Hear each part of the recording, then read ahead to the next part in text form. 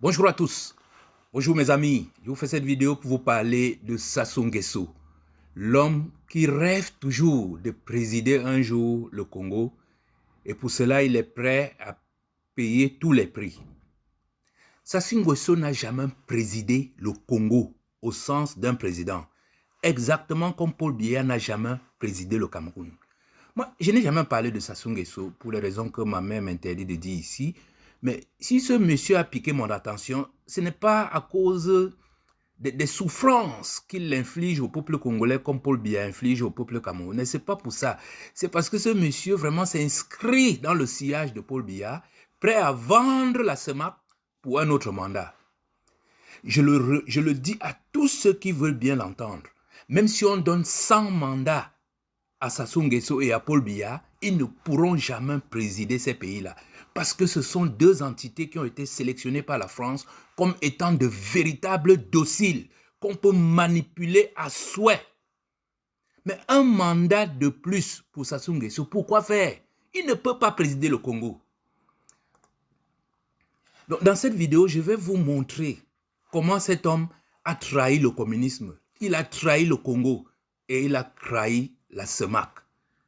Oui, mes chers amis, Sassou Nguesso, c'est vraiment un homme incapable, comme Paul Biya, de diriger un pays. La seule chose qu'ils savent faire, c'est de trahir leur peuple, trahir l'Afrique au profit de l'Occident. Et cette incapacité et cette trahison a été mise en évidence au sommet de Saint-Pétersbourg. Tous ceux qui se rappellent de ce qui s'était passé au sommet de Saint-Pétersbourg, Sassou Nguesso est parti vraiment dans une séquence pathétique où il pleurnichait auprès de Poutine, lui expliquant que ses maîtres occidentaux ne lui ont jamais permis de présider le Congo. Vraiment, et puis, il m'humilie, il m'empêche de voyager, il me met en difficulté. Je me rappelle de cet extrait. Nous-mêmes avons eu d'énormes difficultés pour arriver ici et l'avion que nous avons pris en location est resté à Dubaï parce que les compagnies d'assurance de l'Occident se sont opposées à l'arrivée de cet avion ici. Et nous l'avons laissé à Dubaï et nous avons pris en location d'autres avions et nous sommes arrivés ici dans un tout petit jet. Quand ce monsieur parle, on a l'impression que c'est un clochard comment on appelle ça, des bidonvilles d'Afrique du Sud qui parle. Mais non, il s'agit du président d'un pays pétrolier du Golfe d'Afrique. C'est-à-dire que le Congo est l'un des pays les plus riches en pétrole d'Afrique. Et ce monsieur se met à louer des petits jets privés et des avions. Il vient le dire comme ça en plein air. Alors que lors de ce sommet, il y avait des discours anthologiques de Ibrahim Traoré. Mais ce monsieur était venu pleurnicher au point aujourd'hui, quand certaines personnes gagnent les titres de la dame de Sochi, lui, il a gagné le titre de pleurnicheur de Saint-Pétersbourg. Notez bien qu'il est président. Il prétend être président depuis 1977 dans un pays pétrolier. Et il est là à louer des petits jets privés. Évoluons pour dire que, pour aller plus loin, d'abord, qui est Sassou Nguesso? Sur le plan familial, Sassou Nguesso est né dans un petit village au Congo. Et il est devenu président du Congo, on ne sait pas de quelle manière, mais en tout cas aujourd'hui, on lui attribue plus de 25 enfants avec plusieurs femmes dans les liaisons hors mariage. Et il est notamment le père de Edith Bongo et de Denis Christelle Sassou Nguesso. Et il est le grand-père de Omar Denis Junior Bongo. Bref, c'est une famille qui sent du pétrole. Donc c'est une famille de la F.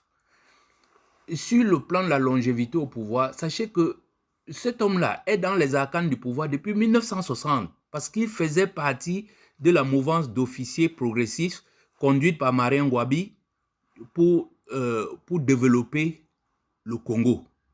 Donc ça, c'est depuis 1960. Donc ça fait 66 ans que Sassou Nguesso est dans les arcanes du pouvoir auprès de Marien Ngouabi. Or, comme Marien Ngouabi voulait le développement du Congo, on l'a assassiné pour nous amener ce pion-là en 1979. Donc ça fait depuis 1979, 47 ans que Sassou Nguesso est au pouvoir. Et je vous dis c'est 47 ans parce que ne vous fiez pas à la période 92-97 où est arrivé le président élu Pascal Lissouba. La F n'a jamais permis à Pascal Lissouba de diriger le Congo. C'est pour ça qu'ils ont très vite fait.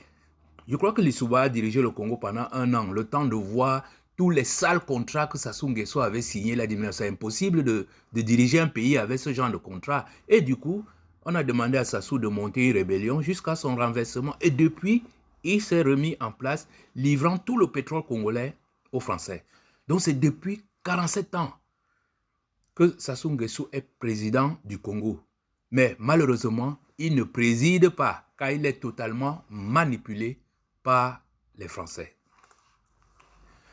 Mais sur le plan idéologique, cet homme-là, vraiment, j'ai jamais vu. Parfois, on dit que Paul Biya est une escroquerie politique, mais celui-ci, c'est vraiment une escroquerie idéologique. Regardez le drapeau du PCT, c'est le Parti communiste du travail, je ne sais pas comment on a, le parti congolais du travail. C'est-à-dire que c'est l'équivalent du Parti communiste en Union soviétique ou bien en Russie. Regardez les emblèmes du PCT. Le fourche, marteau et des brindilles de blé. On ne cultive pas le blé au Congo.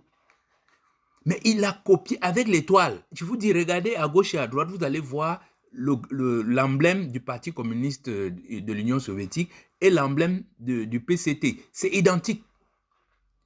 Et ce roublard va nous expliquer que non, il est passé de l'extrême gauche à la gauche et de la gauche au social-démocrate. C'est-à-dire le PCT aujourd'hui est considéré comme un parti social-démocrate. Mais regardez son emblème. Qu'est-ce que ça a à voir avec le communisme? Je vous dis, mais cet homme-là est une véritable marionnette. Alors, quelles sont les raisons du pleurnichage de Sassou Nguesso au sommet Russie-Afrique? En fait, en 2019, je ne sais pas, sous le prix d'un certain lobbying, on avait placé Sassou Nguesso en 3e position à côté de Poutine. Regardez bien là où il se trouve là en 2019. Et en 2023, sachant qui il est, on l'a renvoyé au fin fond des Calanques. Donc très loin de Poutine. Et c'est là où il a compris que quelque chose n'allait pas. Il fallait qu'il se rattrape. Alors il nous a improvisé cette séquence de pleurnichage. Vraiment je vais vous montrer la vidéo, vous allez voir. C'est incroyable. Écoutez Sassou Nguesso, alors que les Traoré sont en train de faire des discours anthologiques. D'énormes difficultés pour arriver ici. Et l'avion que nous avons pris en location est resté à Dubaï parce que les compagnies d'assurance de l'Occident se sont opposées à l'arrivée de cet avion ici à Saint-Pétersbourg. Nous l'avons laissé à Dubaï et on a pris en location d'autres avions. Et on est arrivé ici dans un tout petit jet. C'était assez difficile. C'était 5 heures de vol. Et je sais aussi que d'autres délégations... Bon, arrêtons là. Arrêtons là, vous avez bien vu. Un président de la République depuis 47 ans qui vient pleurnicher, c'est-à-dire que là où tous les autres pays viennent graisser la souffrance de leur peuple face à l'impérialisme occidental, là où ils viennent mettre sur la table des projets et tout, celui-là vient faire le pleurnicheur de Saint-Pétersbourg. C'était difficile, nous avons parcouru 5 heures de vol et je sais que d'autres délégations ont éprouvé la même difficulté, y compris celle des autorisations de survol de certains pays.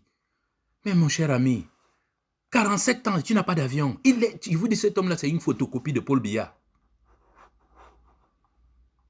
Mais les Russes ont été très polis parce qu'ils n'ont pas diffusé la vidéo totale. Donc, je vous révèle ici le contenu de la vidéo totale de Sassou Nguesso. Donc, il a continué à pleurnicher. Pour prendre tout le pétrole congolais, ils m'ont nommé comme le plus grand négociateur du monde, alors que je n'arrive même pas à mettre de l'ordre dans le pool, dans les différentes régions du Congo. Ils m'ont envoyé en Libye et finalement, ils ont tué Kadhafi et ils continuent à dire que je suis le plus grand négociateur. Est-ce que vous vous rendez compte? Quand il fallait envoyer quelqu'un ici pour négocier le blé pour les Africains, moi, je m'étais entraîné à boire de la vodka. Mais au lieu qu'on m'envoie, c'est plutôt Macky Sall qu'on a envoyé. Mais aujourd'hui, je suis fâché avec Macky Sall parce qu'il m'a piqué ma place de grand négociateur du monde. Mais monsieur Poutine, vous ne pouvez pas imaginer. Je suis parti à Londres pour le deuil de la reine. On m'a mis dans un bus comme un simple travailleur agricole. Mais Poutine lui a demandé, mais vous n'aviez qu'à ne pas y aller. Mais ce n'est pas tout, monsieur Poutine. Vous vous rendez compte? J'ai dû supplier monsieur Macron pour aller à l'ouverture de la cérémonie de la cathédrale de Notre-Dame pour serrer la main de Macron parce que j'ai passé 2 semaines à New York.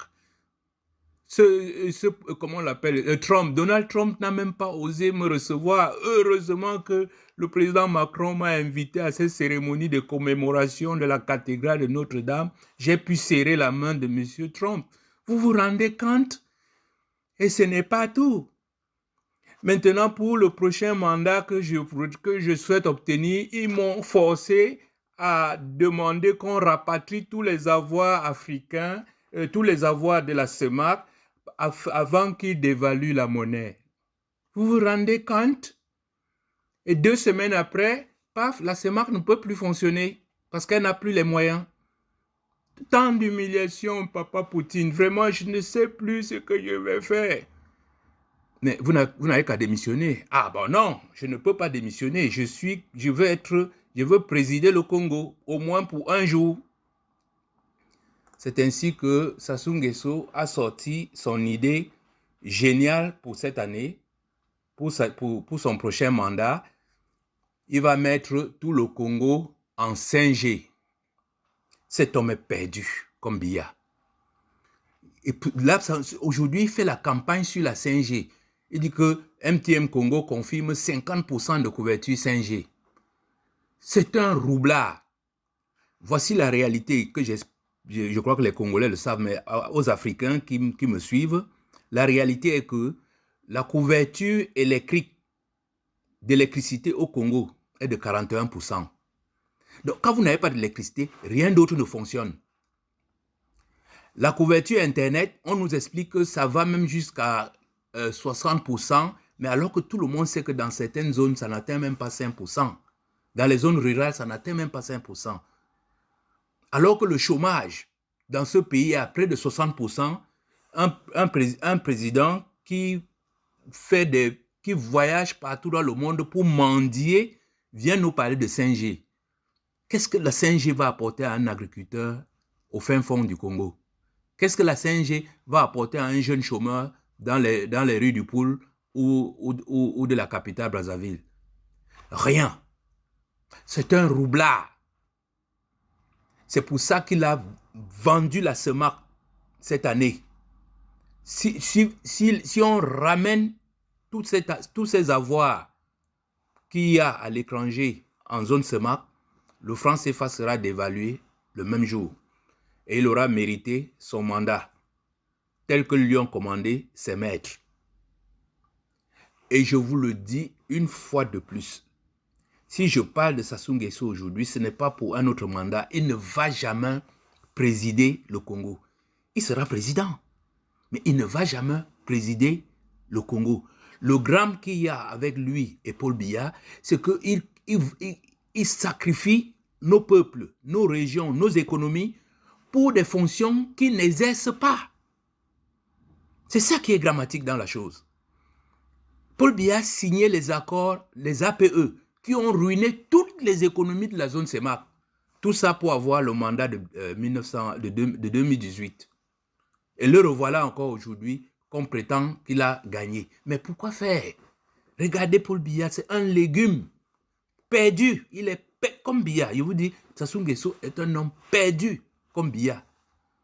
Ce sont des véritables malédictions pour l'Afrique centrale et pour la CEMAC. Voilà, excusez, je m'excuse auprès des Congolais de parler de leur président avec tant de liberté, mais je vous dis, cet homme nous fait beaucoup de mal. Merci de m'avoir écouté.